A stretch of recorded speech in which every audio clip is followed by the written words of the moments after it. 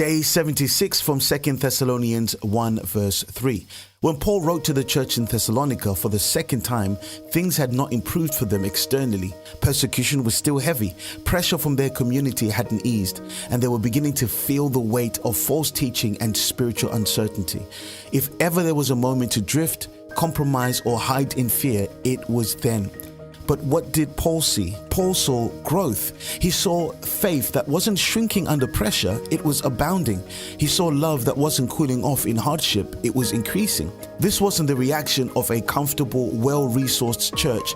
It was the response of believers facing real suffering with no visible relief in sight. So how did they keep it together? Well, Paul gives us a clue. Their faith was not rooted in circumstance, it was rooted in God's justice, in Christ's return, and their calling to glorify Him. Their hope wasn't here. That's why their trials didn't crush them. In fact, trials proved the reality of their faith. So 3 practical applications. Number 1, anchor your heart in God's bigger picture. The Thessalonians endured because they believed that God saw what was happening and He would act.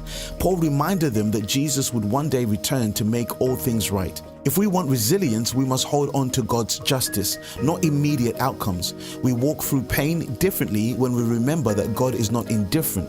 He's patient and He will vindicate. Number 2, let suffering drive you deeper, not away. Their faith and love didn't survive despite persecution, they grew because of it. Hardship was a way of revealing what was really inside. We can either close up and retreat or open up and press into God and one another. Ask yourself, what is this trial producing in me? Is it bitterness or trust? Isolation or deeper love? And lastly, number 3, remember your calling, not just your crisis. Paul prays in verse 11 that God would make them worthy of their calling. That's identity language. Resilient believers don't let persecution define them. They live in light of who they are in Christ. Your calling to glorify God didn't pause when trouble came. In fact, this may be the very moment it shines more clearly. God is glorified when His people endure with faith and love, not because life is easy, but because Christ is worthy. The Thessalonians proved that when everything around you falls apart, you don't have to. Faith that looks beyond the present, love that deepens in pressure, and hope anchored in God's justice will not only sustain you, it will cause you to grow.